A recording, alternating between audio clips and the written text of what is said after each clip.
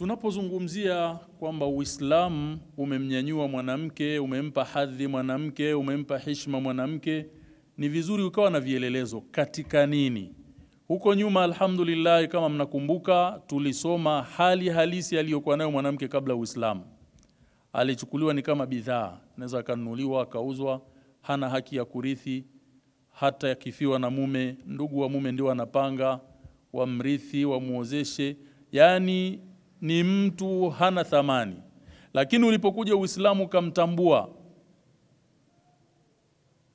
ukampa heshima yake, ukaikumbusha jamii kuhusu heshima ya mwanamke, ni mwanadamu kama wengine na ana haki sawa mbele ya Allah subhanahu wa ta'ala katika malipo. Lakini pia hizi haki za kijamii ambazo zinaelezwa, hafidha al-islamu haqqa al-mar'ati, Uislamu umehifadhi haki ya mwanamke, umelinda haki ya mwanamke, armalatan, akiwa ni armala. Armala ni nani? Armala ni mjane. Yani Uislamu umezungumza mpaka haki za wajane. Haki gani ambayo Uislamu umeizungumza na kuichunga kuhusu wajane? Kasema waja'ala laha haqqan, Uislamu ukampa haki mwanamke fi tarikati zawjiha, katika mali ya mume wake aliyekufa. Zamani kabla ya Uislamu, mume akifa mwanamke harithi. Tulisoma, nafikiri mnakumbuka, mfumo wa jahilia ilikuwa kwamba mwanamke hawezi kurithi, anayerithi ni yule ambaye anatafuta mali. Sasa mwanamke anatafuta mali? Hapana. Anaenda vitani? Hapana. Ana uwezo wa kupambana? Hapana. Kwa hiyo hana haki ya kurithi mali. Walimtazama hivyo. Lakini ulipokuja Uislamu ukamjalia mwanamke ana haki ya kurithi fi tarikati zawjiha, katika mali aliyoiacha mume wake, mjane, armala. Wapi?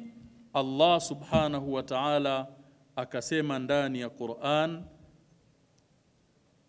walahunna, na wana haki ya kurithi wanawake, arrubu, wana haki ya kurithi robo ya mali, mimma taraktum, katika vile mlivyoviacha. Hapa wanaoambiwa ni akina nani? Wanaume. Walahunna, watastahiki kurithi wanawake arrubu, robo ya mali, mimma taraktum, katika mali mlizoziacha, illam yakun lakum walad, ikiwa hamtokuwa na watoto. Hapa nisikilizeni nikufahamisheni vizuri. Mwanamke akifiwa na mume huyo aliyekufa akawa alikuwa hana watoto, aidha kwa mke huyu au kwa mke mwingine yeyote, aidha hakuwahi kuwa na mke kabla ya huyu aliyemwacha, au ana mke zaidi ya huyu lakini hajawahi kupata mtoto mwanamume huyu aliyekufa. Anapofishwa, kwa mujibu wa sheria ya Uislamu, mke atarithi robo ya mali ya marehemu mume wake. Imeeleweka hiyo? Hiyo ni hali ya kwanza. Je, watakapokuwa ni mke zaidi ya mmoja, labda mume huyo aliyekufa ana wake wawili, ana wake watatu, ana wake wanne, ameacha wajane wanne, wajane watatu, mjane mmoja. Kama ni mmoja, anachukua robo ya mali yote peke yake. Kama ni wawili, watagawana hiyo robo. Kama ni wanne, watagawana hiyo robo. Imeeleweka hapo? Kwa hiyo inapopangwa mirathi ikagawiwa, watatazamwa warithi wengine, lakini wajane au mjane atarithi kiasi gani? Robo. Ni wakati gani anarithi robo? Ikiwa mume aliyekufa hakuacha mtoto. Elewa vizuri hapo, usije kwamba alizaa naye. Hata kama ana mtoto kabla ya kumuoa au ana mtoto kwa mke mwingine, kinachotazamwa Allah jalla wala anasema illam yakun lakum walad, kama hamkuwa na watoto. Imeeleweka vizuri hapo.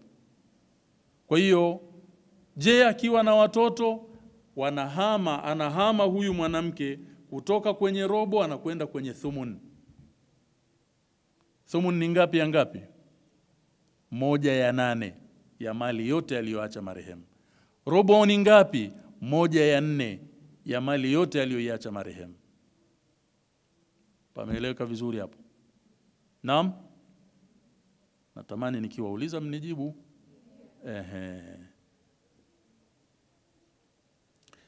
Kwa hiyo utaona ni kiasi gani Uislamu umemtoa mwanamke katika hali ya kutokustahiki kitu, bali yeye anarithiwa, ukampeleka katika katika hali ya kustahiki kurithi. Na ukisikia robo, jalia mtu ana mali aliyoiacha, ni tajiri mashallah, pengine imethaminishwa mali yake yote aliyoiacha, biashara zake, nyumba zake, magari yake, ameinvest sehemu tofauti, ikaonekana uchumi wake ni B.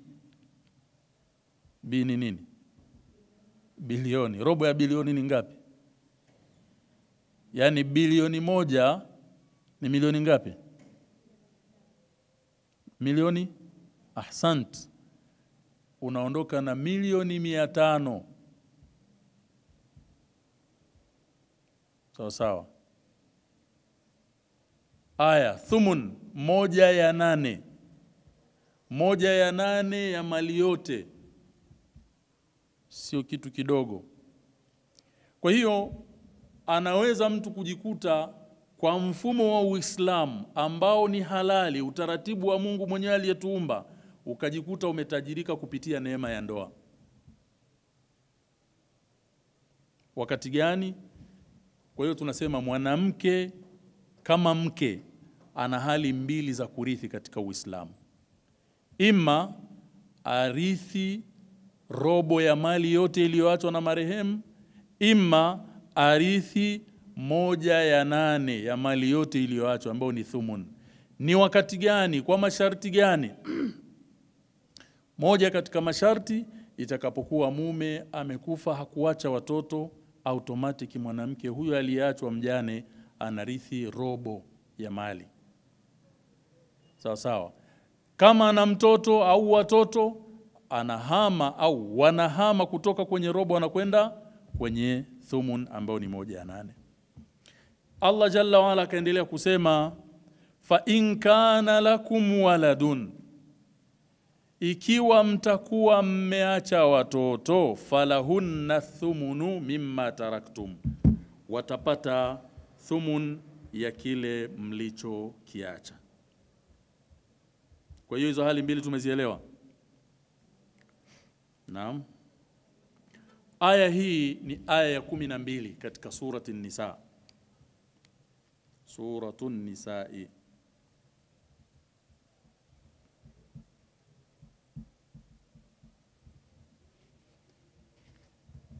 Hiyo ni haki ya kwanza.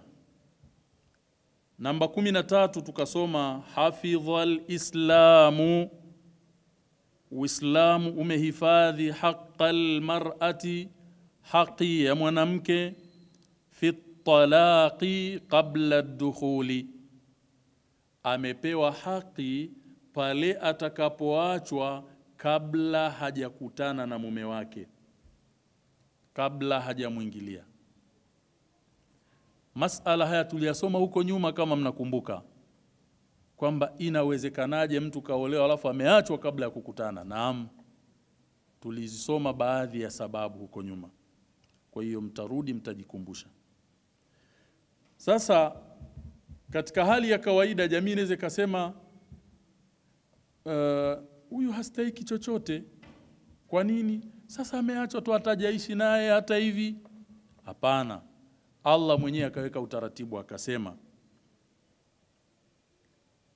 nini ile hafidhal islamu haqqal mar'a, Uislamu umehifadhi haki ya mwanamke fi talaqi qabla ad-dukhuli, katika hali ya kuachwa kabla hajakutana na mume wake.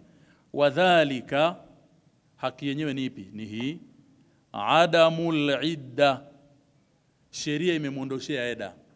Yani ameolewa kabla ya kukutana, ameachwa, sasa hapewi tena kupotezewa muda kwamba kae eda. Huyo aliyeachwa kabla ya kukutana na mumewe, kabla hawajakutana, kwa mujibu wa sheria hakai eda. Katika hali ya kawaida si kwamba mwanamke akiachwa si anakaa eda, akifiwa si anakaa eda. Sasa huyo aliyeachwa lakini kaachwa kabla kukutana na ahli yake na mume wake, Uislamu ukasema hakai eda. Wapi katika Qur'an? Allah subhanahu wa ta'ala akasema ya ayyuhalladhina amanu, enyi ambao mmemwamini Allah subhanahu wa ta'ala, idha nakahtumul mu'minati, pindi mtakapowaoa wanawake waumini. Aya hii ni katika surati al-Ahzab 49. Al-Ahzab 49. Ya ayyuhalladhina amanu, enyi ambao mmemwamini Allah, idha nakahtumul mu'minati, pindi mtakapowaoa wanawake waumini, thumma talaqtumuhunna, kisha mkawataliki, mkawaacha, min qabli an tamassuhunna, kabla ya kugusana, manake kabla hamjakutana, kabla hakujawa na faragha. Nini kifanyike? Allah akasema fama lakum alayhinna, hamtokuwa nyinyi kwao hao wanawake na haki ya nini? Min iddatin. Fama lakum, hamtostahiki nyinyi wanaume, alayhinna, kwa hao wanawake, min iddatin ta'tadduna, eda yoyote kwamba wakae, watakuwa hawakai eda.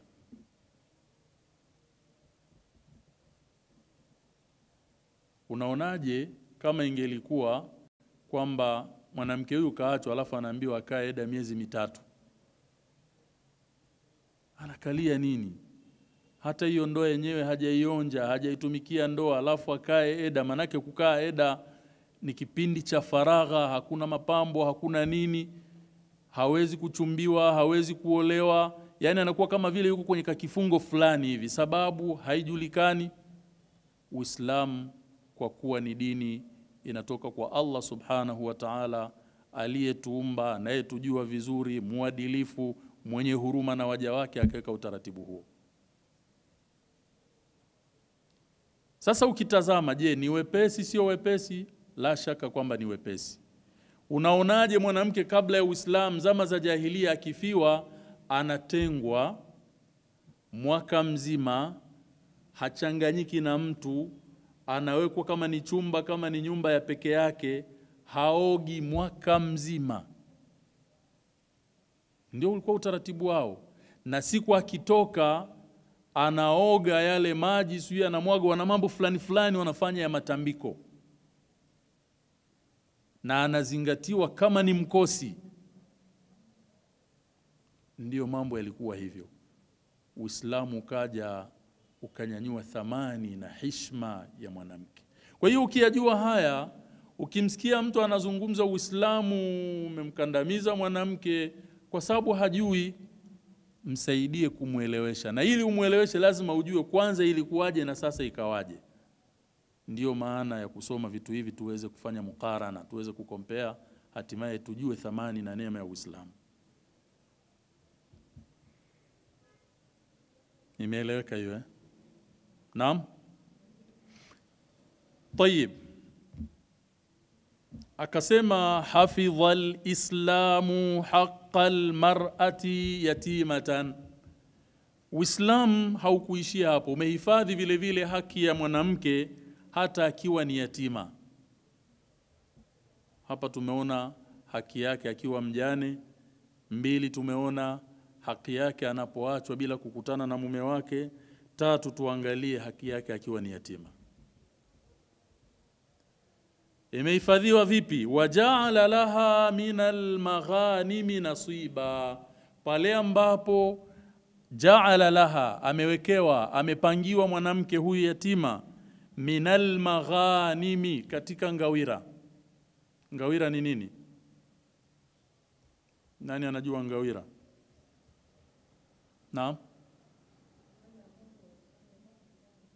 Naam, ni mali inayopatikana vitani. Ni mali ambayo wameipata Waislamu kutoka kwa maadui baada ya vita. Ndio Allah anasema, enyi ambao ile kabla ya hapo, waja'ala laha min almaghanimi, Uislamu kajalia katika zile ngawira nasiban, kuna fungu maalum Allah mwenyewe ameelekeza wapewe mayatima. Na tunaposema mayatima ni lafdhu am, inamhusu mwanamke na hata mwanamme. Qala Allah Ta'ala, amesema Allah mtukufu akitoa maelekezo, wa'lamu, katika surati al-Anfal, tena aya ya kwanza, wa'lamu, jueni na mzingatie, anna ma ghanimtum min shay'in, kwamba chochote mtakachokipata, ghanima, ngawira. Wa'lamu annama ghanimtum min shay'in, chochote mtakachokipata katika ghanima, katika ngawira, fa anna lillahi khumsahu, kwamba Allah subhanahu wa ta'ala atapata khumsi yake. Khums ya ile mali yote, 1/5 ya ile mali inakuwa ni ya Allah subhanahu wa ta'ala. Walirrasuli, na mtume wake naye atakuwa na fungu katika hiyo ghanima. Walidhil qurba, na wale qarabati nabii sallallahu alaihi wasallam, watu wa karibu ya mtume sallallahu alaihi wasallam. Waliyatama, na mayatima nao. Kwa hiyo unakuta mfumo wa ugawaji wa ngawira Allah subhanahu wa ta'ala mwenyewe ameelekeza kwamba igawiwe vipi. Mtume sallallahu alayhi wasallam amepewa maelekezo. Suratul Anfal aya ya 41, sikusema sio aya ya kwanza, maalesh. Wa'lamu annama ghanimtum min shay', Al-Anfal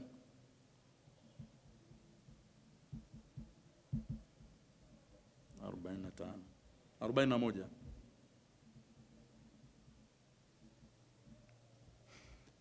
Allah anasema, wa'lamu, jueni na mzingatie, annama ghanimtum min shay', kwamba chochote mtakachokipata katika ngawira, fa anna lillahi khumsahu, ya kwamba atastahiki Allah apewe khumsi yake, walirrasuli, na kwa ajili ya mtume wake, walidhil qurba, waliyatama.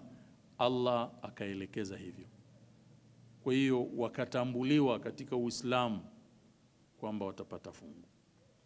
Waja'ala laha, na ukajalia Uislamu kwa mwanamke huyu, min baitil mali, katika baitul mali ya Waislamu, katika hazina kuu ya Waislamu ukajalia nasiban, mwanamke naye anafungwa anapokuwa ni yatima.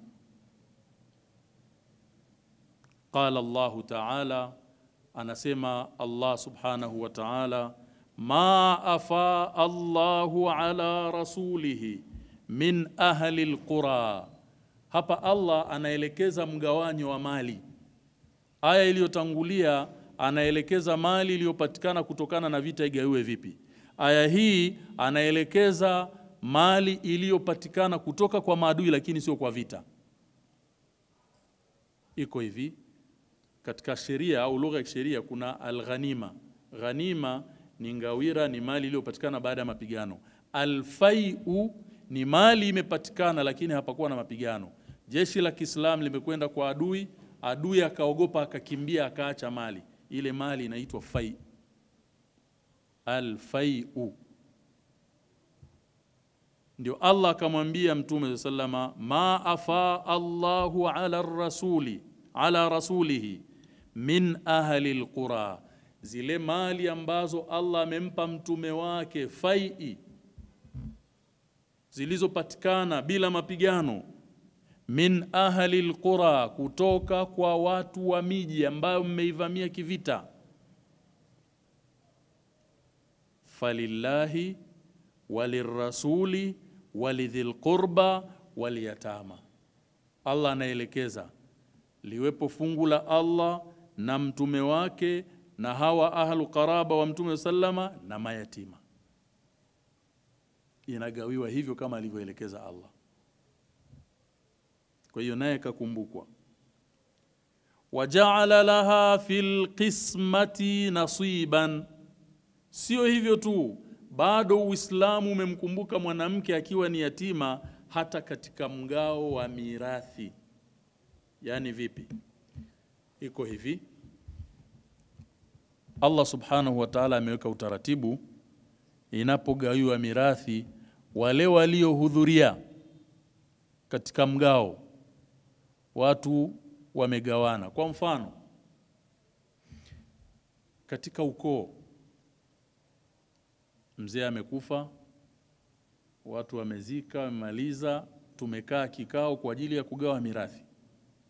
Tumekusanyika kama ukoo, ikatazamwa vigezo vya kisheria, nani anarithi, nani harithi. Katika kuhudhuria, wamehudhuria upande wa mama, wajomba, si ndio? Wamehudhuria upande wa baba, kuna labda mababu, mabibi, mababa wadogo, mama wadogo, hivyo. Yani tumekaa kama ukoo. Hawatorithi wote, na hasa itakapokuwa aliyekufa ameacha watoto. Mtu akishaacha watoto, kuna watu wengine automatic, yani hao wametoka katika kurithi. Mali inabakia, tuchukulie kama aliyekufa ameacha mke na watoto.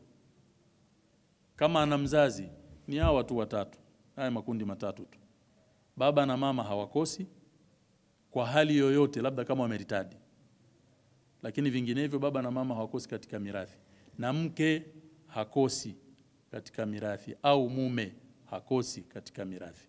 Kwa hiyo kama aliyekufa ni mume ameacha mke, mke atapata. Kama ameacha wazazi, lazima wapate. Kama ameacha watoto, sasa wa baba wadogo, sijui akina nani hao, hawana fungu. Lakini wamehudhuria. Unaonaje mmekaa kwenye kikao, ndio hivyo watu wanagawana milioni 500, huyu atachukua milioni 200, huyu atachukua ngapi? Nyinyi mmeshuhudia tu, alafu mkimaliza mnaambiwa asanteni kwa kuhudhuria. Alafu mnaondoka. Unasemaje? Imekaa vizuri hiyo? Lakini ndio hivyo, yani wao wanachukua haki yao waliopangiwa na Mungu. Lakini Allah akasema hapana, watakao hudhuria wapeni na wao angalau kidogo. Kwa sababu inawezekana amechangia kukusimamia kuhakikisha haki yako ipatikane. Sasa nikuulizeni, ikiwa hawa wahudhuriaji tu wameambiwa wapeo, unaonaje Sheikh ambaye mmemuita ili akuelekezeni utaratibu wa kugawana, mnamwambia asante? Sheikh, Mungu atakulipa bwana. Manake sisi tunakulaga dua tu. Sheikh, Allah akulipe kheri, kwa kweli umefanya vizuri, asante sana. Umemsaidia mtu, umekokotoa, umetafuta masala, unahangaika ili aweze kupata milioni 200, milioni 500. Kukupata milioni 1 anaona ni ishu kubwa sana, kwa sababu nafsi zimeumbwa zinapenda mali. Na ukimwambia mnilipe, utatangazwa, mashehe wanapenda hela, si ndio? Sasa Allah subhanahu wa ta'ala akasema, wa idha hadara alqismata ulul qurba wal yatama. Hapa amenukuu tu kipande cha aya, inamalizia farzuquhum minhu, wapeni kidogo katika hicho ambacho kimegawiwa hapo, na wao angalau wapate chochote. Sio kwa sababu ni fungu limepangwa, chochote mtakachowakadiria. Sasa Allah anasema watakapohudhuria alqisma, ile majlis ya kugawa mirathi, ndio Allah jalla wala akamwambia qul, waambie ma anfaqtum min khairin, mtakavyovitoa vya khairi katika njia ya khairi, falil walidain, wapewe wazazi wawili, wal aqrabin, na ndugu wa karibu, wal yatama, na mayatima. An-nafaqatu fi wujuhil khair, kutoa katika njia za khairi. Sadaqa, na hapa ni kuelezeni jambo muhimu. Sadaqa, Mtume SAW ameeleza iliyo bora sana ni ya kumpa mtu wa karibu. Sadaqatuka ala dhil qarabati sadaqatun wasila, inabeba mambo mawili. Unapompa sadaka ndugu yako wa karibu, inakuwa na thawabu mara mbili. Thawabu ya kwanza ni sadaqa, thawabu ya pili umeunga udugu, na kuunga udugu ni katika mambo ambayo ni msingi katika Uislamu. Kwa hiyo wakati unapowafikiria watu wa mbali ni sawa, lakini ukianza kwa ndugu zako wa karibu, na hasa wale ambao sio wajibu wako kuwahudumia, kwa sababu ndugu wanagawanyika. Kuna ndugu ambao ni wajibu na kuna ndugu ambao si wajibu kuwahudumia. Wale wa karibu, wale wa wajibu ni kama vile baba na mama, hawa ni lazima.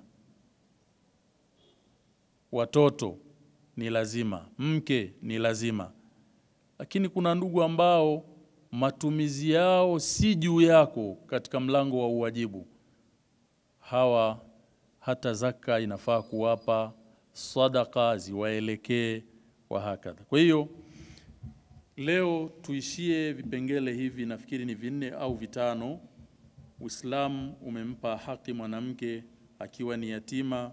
Uislamu umempa haki mwanamke pale anapoachwa bila kuingiliwa.